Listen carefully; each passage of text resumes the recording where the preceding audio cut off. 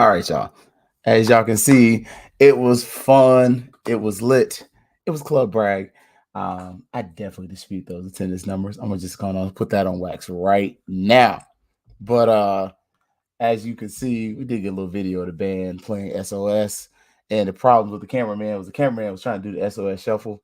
Can't tell you who the cameraman was, but it might have been me. But when the song comes on, I can't help myself. My feet just hit the shuffle. But man, what a great atmosphere, great day. It was not a sellout. I speculate it was probably about 12 to 15,000. I've seen the official number as 7 something. I call bull crap on that.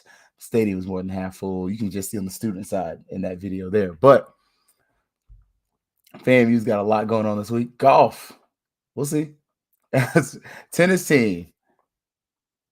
I mean, I hadn't heard yet. I tried to check out for y'all, but hadn't heard anything. Volleyball went down to Daytona and got a win, much needed win, conference opening win. Then football, you just saw it. I mean, we're going to have some more, 1 or 2 more clips that take place here. And then we're going inside the Rattlers den. Inside the den, we're actually going to talk about this tennis thing.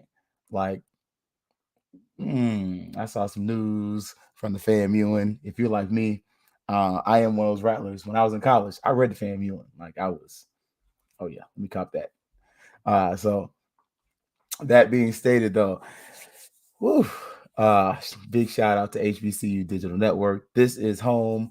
Shout out to the Black Techies. If you need, information about the newest technologies, upcoming things, sometimes just debates on who's the best comic book character is, the Black Techies, Herb Seward, and that crew are amazing. They are on Facebook, Twitch, Twitter, YouTube, and of course, the HBCU Digital Network. And a big shout out to our title sponsor, Cable Buster TV. Get local, live sports, and premium movies for $35 per month on up to 3 devices. It's a great deal. I'm just saying. So we're going to start off with the golf team, and they're supposed to be at the BCGCA Black College Hall of Fame tournament. It's supposed to take place tomorrow and Tuesday. So Monday and Tuesday, 26th to 27th in Brazelton, Georgia. I'm not sure where that is, but I wouldn't hold your breath on that one because there's some travel concerns potentially just because, well, there's a hurricane coming. So I don't know any nice way to say it, but I got my charcoals ready. Got to find some meat though on the grill. But yeah, so last time we saw FAMU in golf play, they won. They won the golf tournament. We got our golf coach back. I mean, it's smelling good in the golf atmosphere. So got that going on too. The tennis team, they were at the tournament in Fort Myers. I hadn't seen updates on who won and who lost yet. I kind of tried to check the FAMU website, and I even went to the actual tournament's website. And one of our doubles team made the finals, but I hadn't seen any notification based on who won or not. That game was played earlier this morning, about 10 o'clock. So still haven't seen any information about that, but hopefully we'll get some more out. And it's good to see FAMU players making the finals. Like that to me is a point of pride. We definitely want to make sure that our programs are finishing in the top half of anything we do. It's embarrassing when the teams aren't, and especially because we know they can be, but we also know as an alumni base, we have some ground to make up as far as just supporting. So big things there. Now, volleyball team. Ooh, I talked a little trash on Friday. I ain't even gonna lie. I was petty. With one of my Wildcat friends. But yeah, we went over, or the ladies went down to Daytona and got a win. Swept them 3-0, 3 sets to nothing. So BCC couldn't see 3, as the old folks would say. And honestly, it's a good thing. It's a good thing. We as a fan base need that, and we need the continued support, man. You guys have been showing up to those games that are local, and I am envious. I was trying to see if they were playing the games here in Central Florida besides Cookman, but I didn't see any recently. I'll double check. But continue to support the ladies. Thank y'all for those who have come out. They need your support, man, because it's a different venue when the fans are present. I'm not gonna lie to you. I accidentally went into Gaither on Saturday morning, and I was like, "Oh, dang, this could be nice." Like, we got a few things we got to work on as far as maybe like getting the ticket box and other stuff like that fixed up for them. But yeah. Ticket booth. I said ticket box, but the floor looks sweet. And if you are of an era of Rattler like me that grew up going to Gaither, it was nice. It was nice to kind of go in there, see the old lady like that, and be like, "Oh, baby, the floor looks nice." Yeah, I got a little video of that. I hadn't dropped this yet, but I'm definitely going to send that to the way of my people, HBCU digital network. And I may drop it myself, but the floor looks good. The stands are the stands. I mean, it's Gaither. I mean, that gym is so old. The Isley brothers performed in there when Ronald Isley was young, before he was Mr. Biggs, back when he was still singing high notes, which we're not doing that. I'm not. You can hear it right here. And I wasn't really cheering at the game like that. But we came out with a big win, opened the conference with a victory, and you need that. Next game's going to be supposed to be against UNF on the 28th. That's supposed to be, we'll see. As you guys know, this hurricane thing is real. And as much as you may see us people from Florida kind of chide and joke about hurricanes, it's not because we don't respect them. It's more so because been there, done that, got the t-shirt. We know what to expect. So when you see something every year, it's not that you don't respect it. It's just that you're so used to it happening, you expect it. So that game is supposed to be at the Lawson Center on Wednesday. The hurricane right now is projected to hit Tallahassee on Thursday. So we'll see. I kind of threw out there, into the ether, like, so what's going on about this upcoming weekend's events with these hurricanes coming? So I would not be surprised if some events get canceled just out of the safety and travel, like the UNF game. And I pulled the website up, so that's why I'm kind of like, let me double check, because I'd rather be right than say something erroneous. But that's a 6:00 game, so you're probably talking about the game ending at 8 or 9. God forbid those students have to travel and it rains. That could be a dangerous situation, and we would hate if anything befell those students. So I mean, granted, on the court, we're opponents, but in life, that's somebody's child, and you want them to be safe. You want them to not be harmed or anything like that. So, in the abundance of safety and caution, I wouldn't be surprised if that game gets canceled. We shall see about the game on Saturday, though. I got nothing on that. So, and sorry for the slow moving computer screen. There we go. So yeah, because it's supposed to be Mississippi Valley on Saturday, but again, the hurricane will determine what happens with that. All right, we're going to talk about football in a minute. Going to give a big shout out to HBCU Digital Network. I'm gonna play a little 30-second ditty for you, and then we got a couple game clips in here too. We trying to get a little sadiddy around here. So this is Fangs Up. Yeah, baby, you know what time it is. Now let's get it started. Are you kidding me? Unreal! While our HBCUs are mostly known for academic rigor, community, they also know how to turn up. Does he have it? Yes, he does!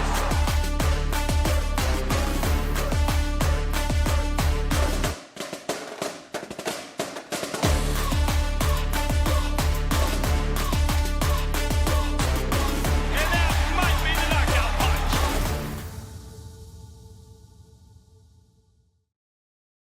All right, man, what a great Saturday it was. A lot of fun. The Rattlers were there. The Bulldogs were there. The Bulldogs came out first. Thank you.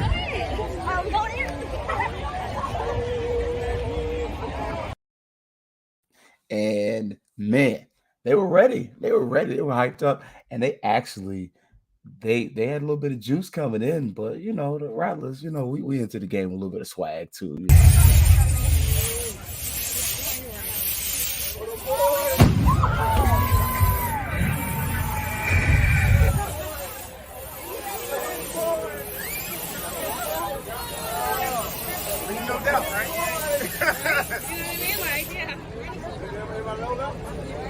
Ladies and gentlemen, please welcome Coach Clay Simmons and our Rattlers of FAMU.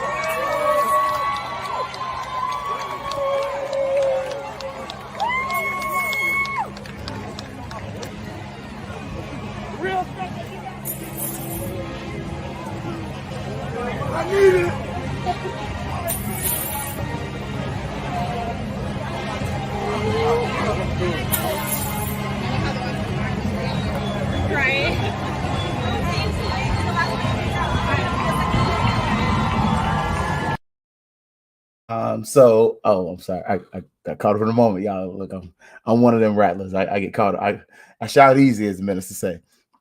So Bulldogs and the Rattlers come out there, man. And early on, man, it was high intensity as far as the tempo. Alabama A&M's offense was running tempo. It was this type of offense that we've known Carnell Maynard to run. He's going to air it out. He's going to it's going to be it's going to be fun to watch. It's a good quality of ball that Carnell Maynard plays and that he coaches. And man, early on, what they were really killing us on were, you could say, play action and kind of zone read looks, but they had a tight end, and they were taking advantage of the fact that we run so much flipping zone that they would run the play action, the linebackers and the players freeze because we are in a zone coverage, and then all of a sudden they throw to a tight end, and man, they even ran a stinking reverse with the tight end, and they took the lead early, and it's because FAMU gets the ball first at the beginning of the game. I neglected to say that, and we did nothing with it. Then Alabama A&M gets the ball, they score, then we get the ball again, really do nothing with it. Alabama A&M gets the ball, and it's looking like, oh, y'all, we about to lose. But, woof, man, because we went the entire first quarter, nothing really, nothing. But finally, first quarter ends, we flip fields, and there's 2-1. Like right on time. It was like, oh, thank God. We found a run game. Now, before that, we hit a deep ball, and the deep ball was a big part of the game. Now, I'm not going to lie to you. If you're like me and the other Rattlers that were at the game, and that's my last clip. I ain't going to front with y'all. I hit the press box. But it was one of those games where it was like, okay, we could lose this game. But once FAMU established the run game and you saw McLeod and Jennings kind of get going, you noticed things were happening. And then Musa's pocket kind of got clear a little bit, and he throws a beautiful deep ball. I mean, we just were there. And the FAMU defense picks up too. Like Isaiah Land took over. Him, Major, those dudes were all over the place all night. Major went for over 15 tackles, I want to say. I'm going to have to read my man G. Thompson from the Democrats article later. I know he was writing about it. But like all over the field. My favorite player of the year, he was kind of on and off the field, but he does get interception. Cyrus Fagan. Big shout out, 2-7. Told y'all, I pick a favorite player like every year. Last year, I know Savion, that was my guy. This year, it's Fagan. That dude got a motor. Like Tallahassee, we got some good linebackers in the city. Like FSU's got some pretty good ones too. That dude from UCF, Bethune, is solid. That's the nicest thing I'm gonna say about the word Bethune all year, probably. Oh, they beat Grambling. Ooh, they beat them bad too. Everybody was wrong on that, but I digress. So, FAMU finally, we established the run. We hit a couple deep balls, and the deep ball was there all night. I mean, Xavier Smith, I thought he went for 100 yards. I remember being like, during the game, like, he's got to be like 125. He had 97 yards. We had 3 touchdowns. I did not count. I should have had it ready, but for the season, I think Xavier Smith. I'm counting either 5 or 6 touchdowns in Bragg. Nowhere else, just Bragg Stadium alone. He's got to have 5 or 6 touchdowns. Like this could be a season where I'm gonna put this on wax.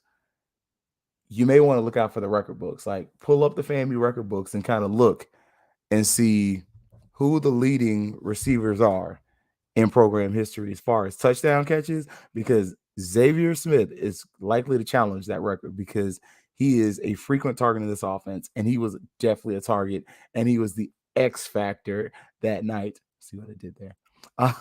And it went from there. Like once we kind of got we caught up. The biggest thing for me though, personally, was going into halftime. Halftime was the difference, and that was a thing I openly questioned. I wondered, and I was like, have we learned anything from the University of North Carolina experience where we're in that game and UNC's defense is trash? Like respectfully, don't put me on the field. I'm not going to do any of those kids. They would destroy me on a football field. I'm old at this point. But we got greedy and we had a turnover. Most of those are interception. And in the post game, Coach Simmons says, "Yeah, Moose got greedy," and he knew he got greedy. And I noticed some progression in this game. Musa was not as greedy, and I noticed he checked down a lot more times. He would find underneath receivers that were open. It seemed like we were in play calls that also supported that as well. Did not seem like Musa was holding the ball for quite as long, even though I felt like we ran the ball. We threw the ball too bleeping much at the end. It's still at the beginning. We ran that 2-minute offense really quick, and I openly questioned and asked. I was like, "Yo, y'all think we just run this for the rest of the game? Because our speed's a problem. Like FAMU's speed was an issue for Alabama A&M. It just was on both on defense as well as on offense. We did not have a schematic advantage. We had a player personnel advantage where speed for speed, it was just a struggle. The only guy they really had that could cause us any problems was Jenkins, and we nullified him pretty quick. I mean, that was, yeah. Yeah. We all saw the kick return by BJ Bowler. If not, check the FQ FAMU Twitter page, Fangs Up Twitter page, and you can see how Bowler flipped that dude. Like, oh, it's not as dramatic as it looks. Like, when you look at it, you're like, oh, he flipped him. But then when you look at it again, the guy mistimed his jump. Like, he jumps, he flips to not get hit, and then he just lands on his back. If he lands on his feet, that would have been worse than the top 10. But he missed his feet. Like anybody who's ever tried to do a flip, who's missed it, land on their back, yeah, you won't do that no more. But yeah, the FAMU speed was really, to me, that was the difference in the game, and we saw that in the second half. The running game kind of took over, and even though our running backs aren't fast, and it's not saying the ones that we have aren't fast, it's saying, okay, the ones that are available are not fast. The running backs that we have total, we do have speed, but most of them either hurt or have some type of issues. Like Willoit didn't dress out. That dude is a speed demon. The young guy from Rickards, he was dinged. He wasn't able to play. Like we're missing most of your speed at running back is null and void. We got a whole lot of thunder though. You got 3, 4, 230, 240 pound running backs. Like, I think this is we probably hadn't seen big running backs like this since, in the words of Keith Miles, Big Kenny Williams and Kwame Vidal, like dudes who were just like stocky. But these dudes, they kind of yoked too, and they'll lower shoulder knock you out. I mean, we saw in UNC game, they knocked somebody out, and then we saw in the Alabama A&M game this past yesterday, where one of the corners went down, and that he got knocked out, but he got dinged pretty good. And so second half FAMU we kind of established the run for a while, really until the third quarter. After the third quarter, it seems like we abandoned the run to the frustration of a lot of fans. But we do come out with the win. Really, A&M does not score. Alabama A&M doesn't score in the second half outside of that late touchdown in the fourth quarter. And then even on the onside kick after FAMU, the ball just breaks our way and we get another great break. I like many of you questioned why didn't we run the ball more, but then I started thinking, okay, we have a lot of injuries in the backfield. I'm wondering if our unwillingness to run the ball is just purely us running our scheme, or is it the fact that we're trying to get Cameron Sapp some burn and get him some experience, or is it to preserve the running backs? That was my thinking. Like, because I was aggravated. I ain't gonna lie. I kind of probably got on some people's nerves. Like, so we're gonna run the ball. So we're gonna run the ball. I kind of became that kid. But then I started thinking, and I was like, we have injuries at the running back position. We have really two healthy running backs.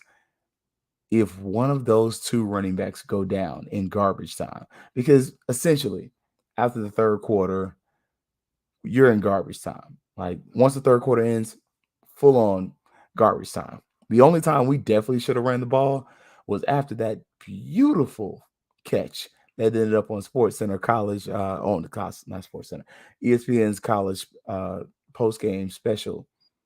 We throw the ball 3 times and don't get a touchdown. We got a field goal.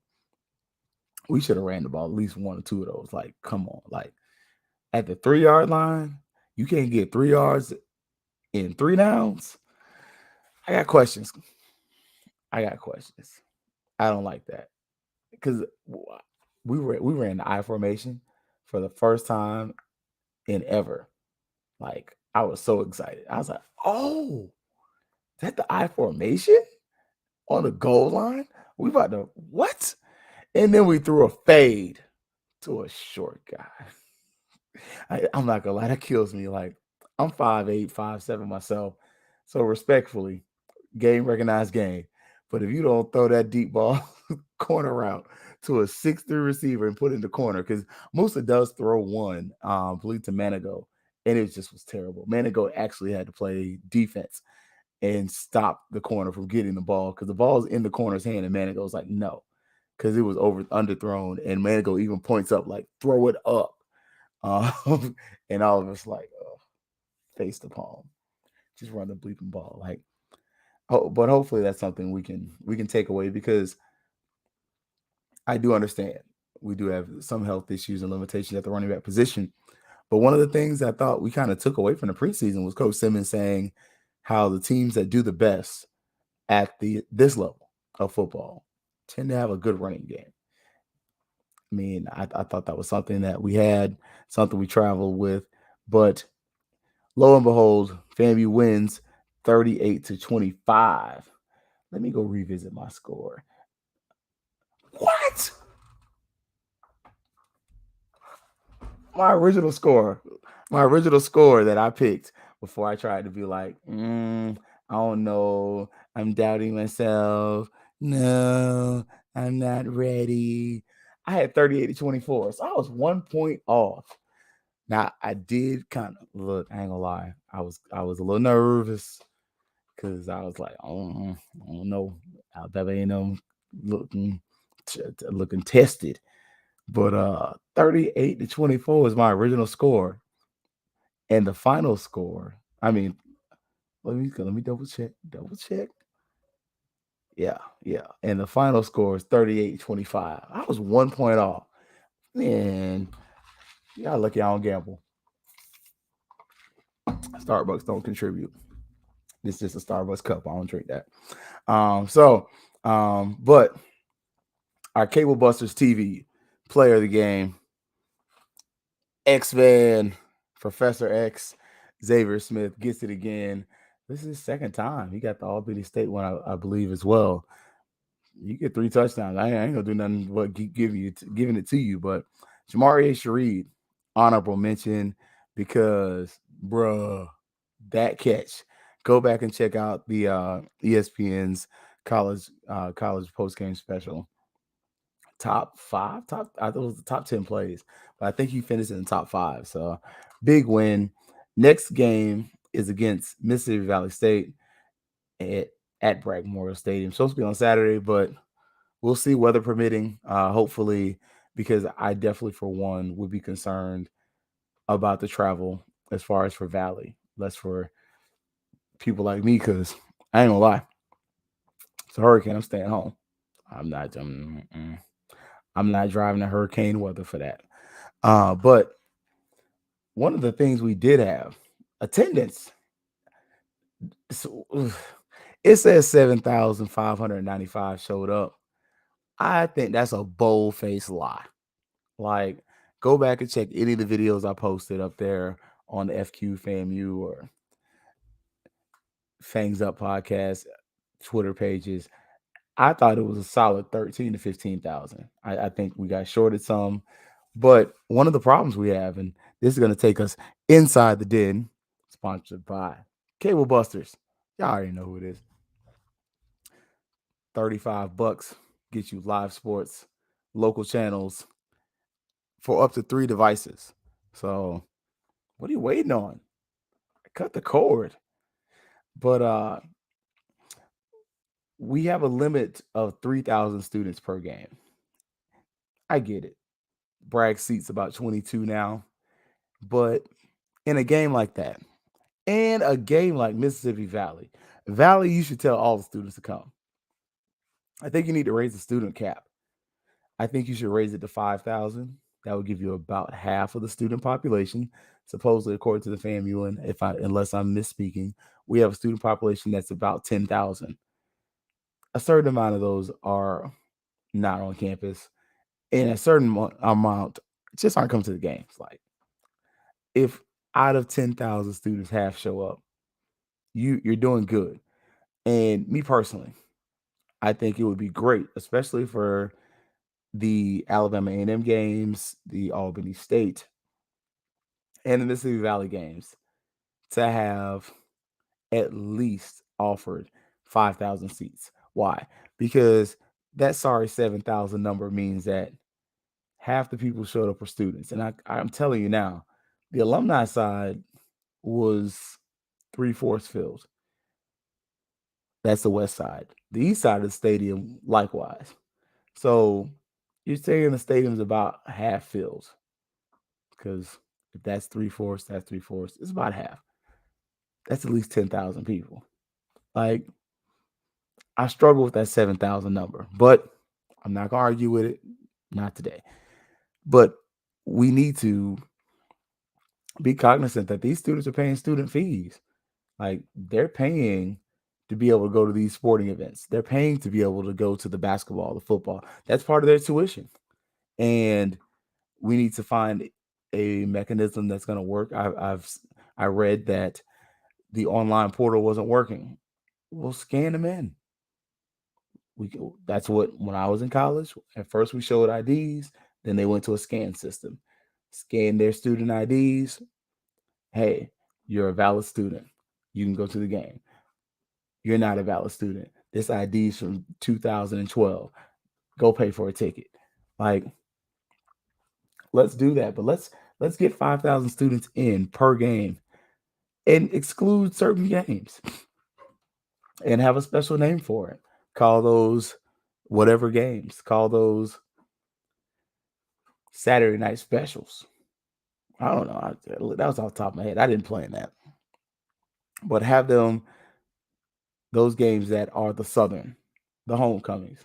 Next year when we play Jackson State, those games, yeah, limited. Like, all right, 3,000. Because you know Jackson State's going to sell out. You know Southern's going to bring a crowd. And you could honestly have 5,000 students at the Southern game because it's going to be an atmosphere. And those 2,000 seats, really, you didn't lose the money. Like, yeah, you do. But again, it's including their fees. So the students kind of paid for it. Like, for the semester, they paid for a season ticket. That includes all sporting events. You give them 5, I'm saying 15,000 for the rest of the folks. And Alabama A&M didn't bring fans. And honestly, that's not their responsibility.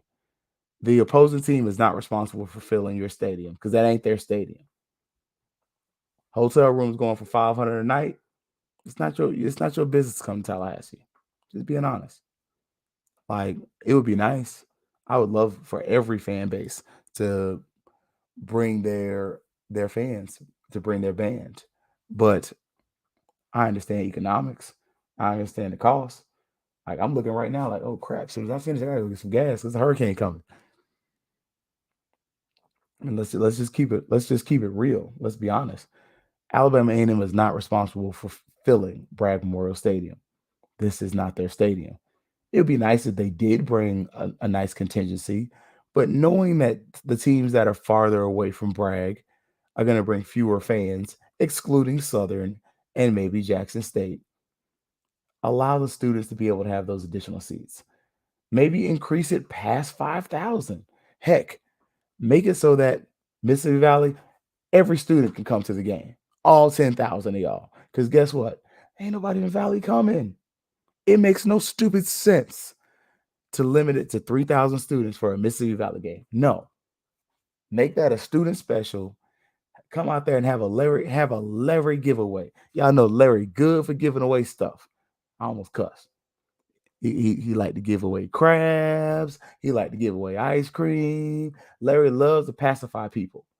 Pacify the masses. Because I'm telling you right now, that Rattler charge, we sitting there looking like, bruh, here you go.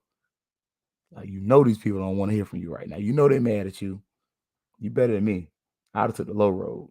I'd have thrown Frederick Humphreys up there in a second. Doing the Rattler charge, slapping his leg, put a video and sat in the president's boxing.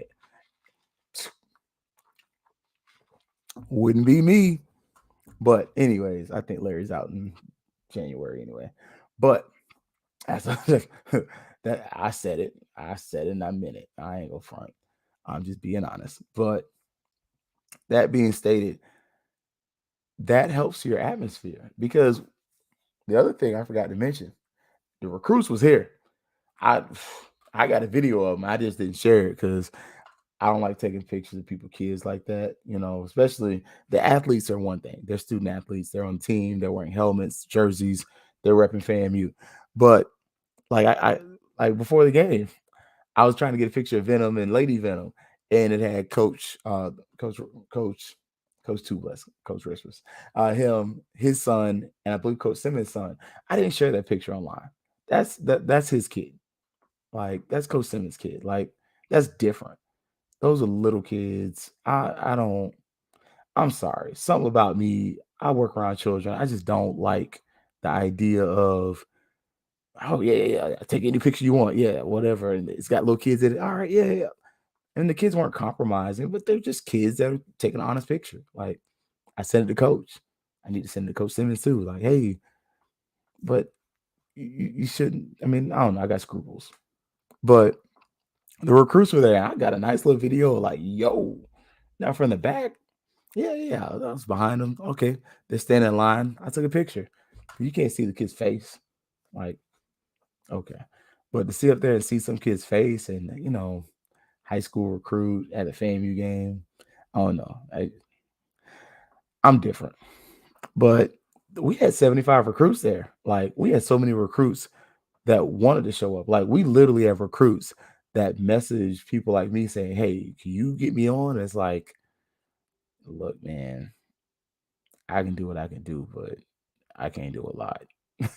I don't officially work for FAMU anymore. Even when I did, I wasn't in athletics.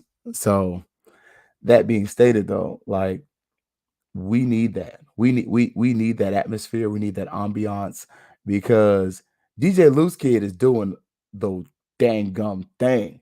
Like, DJ Loose Kid, it's a vibe. Like, he's catering to the older generation. He's catering to the younger generation. Like, that brother is really creating a great atmosphere. And one of the things that we have to realize in this attendance situation and limiting the amount of student seats that are available, you're making the students angry. Your students are your customers. Like, we have to understand, in the words of Raheem Devon, let me serve you up because you're the customer. These are the customers. These are the people that keep the university moving. Like, don't get me wrong. I am a member of the National Alumni Association. I hate I missed the event on Friday night, but I was driving to Tallahassee. I don't get that much though. I pay my dues when they have the 100 strikes or whatever strikes event. I get that extra too. I ain't no millionaire. If I was a millionaire, I'd give a little more. A lot of the money still comes from tuition and fees and those things like that. That is our customer base, and we are in the business and should be in the business of keeping them happy. Because guess what? The Marching 100 going to be out there. Why? Because if they don't show up, a lot of y'all ain't going to the game. I remember. I'm not speaking from opinion. I was there. I remember going to the games and the 100 was suspended. Thank God we had a DJ. MC Light was out there. We bringing on like regular, like real recording artists at the FAMU games. And people like, that ain't a freaking Marching 100 though. Like these people make $20,000-$30,000 a night for a concert. You like, nah. I'd rather see these kids. Like, so we have to get in the business of making sure that we take care of them. And part of taking care of them is providing enough seating. Block off 5,000 seats in Bragg. You got the band section. Block off another 5. Hey, we just got to live with 15. I think that's the most prudent thing to do as far as irresponsible. And for your big games like Jackson State, say, hey, asterisk, 3,000 seats available. Your big games like Southern, asterisk, 3,000 seats available. And make it known, hey, your student fees do help. They do offset this, that, and the third. But this is an economic opportunity for the university. And keep it there. And if it turns up to something where Southern sucks, then what you do is open it up. Tell the students, hey, y'all, additional 2,000 student seats became available. Like, sell it like that. Sell the lie. Because the lie is that it was 5,000 seats before. You just opened up an additional 2,000 seats for the students because the ticket sales was trash. Like, do that. Because you ain't going to walk up and get no extra 5,000, 10,000 people just for their game. Not going to happen, Captain. But just keep it real. Be honest with the students. Say, hey, if by Wednesday, ticket sales are kind of looking like this, Thursday, you make your announcement, and additional 2,000 seats have been opened up. So we are back to our 5,000 student limit. There you go. And after the first 5,000 get their seats, keep it moving. If it's a game where within the first 2-3 days, 3,000 seats sell out, put the students on a wait list. Use the wait list like this. If additional seats open up, we'll send you an email on Thursday. And email the students and tell them you have until Friday to claim your ticket. Like, there are mechanisms and ideas in place that we could easily maximize and utilize. And dang, I'm close to an hour to rectify the situation. But to sit on here and sit in our hands and say, well, I don't know what to do. It's garbage. It's a bunch of malarkey. And God, you done blessed me today. It's Sunday. So, but that's what I'm thinking. As far as the attendance, I argue with that 7,000 number. I think we had closer to 10, maybe 15. Look at the halftime state. Look at the stadium at halftime. That's really going to tell you who was there. But then, according to the FAMU, we've had issues with students being able to get their students tickets to the point where the students are scalping the student tickets. It shouldn't be. We should have 5,000 student tickets available for every game, unless it's a special occasion like homecoming. Like, mention that for homecoming, it's 3,000. Like, keep it that way, and just say for every game except for homecoming, we have 5,000 seats, and then make it an incentive. Have it say, hey, if you go to every home game and have the students have a check-in and check-out system, and you stay to a certain amount of time, you get your homecoming ticket. First 3,000 students that stay for the entire time, or honestly until the third quarter. I don't know if you want them staying the whole time. Like, kind of encourage them kids to go home by the fourth quarter. So that's less work on your end. But every student that stays to the third quarter, give them an incentive for every game they stay. You get a point. You get a point. You get a point. Other schools like Auburn have done this because the students would literally leave at half and go get drunk in club and party. FAMU can implement the similar thing. give the students a point for every game they go to, and they give them an additional point for leaving after the third quarter. So, excuse me. And then now if there's a weather game, just give everybody that showed up a point. Like, oh, it's lightning, whatever, the weather's gotten bad, you get an additional point. Don't stay here and get killed. Or don't stay here till 3 a.m. Go home. But if it's the weather that we've seen so far this season at the Albany State game, as well as the Alabama A&M game, you stay to the third quarter, you get an incentive. And then what happens is, based on the points, and it could just be something that goes into a computer system where it's like, oh, your name, your points, these are our top 3,000. These are the students that are guaranteed homecoming tickets. Just an idea, because it makes no sense for our students to pay that, that toll amount or tuition amount, just pay tolls driving back home and not have some ticket available to them, especially considering what's going on this year. Like, you got dorm issues, you got all this other bull jive that's been going on, and on top of that, then there's a limited amount of tickets. No, you didn't. You had to give the kids $2,000, students, $2,000 for dorms because of muck-ups. Make sure they have a ticket for the home games, and then as things go on, implement a system that rewards them for staying. So that way, hey, if you stay to the third quarter, you get 2 points per game. Give every game count as 1. So that way, this year we got 5 games. So by homecoming, you should have 4 points. You can make it a 4-quarter deal. Hey, each point is worth a quarter, whatever.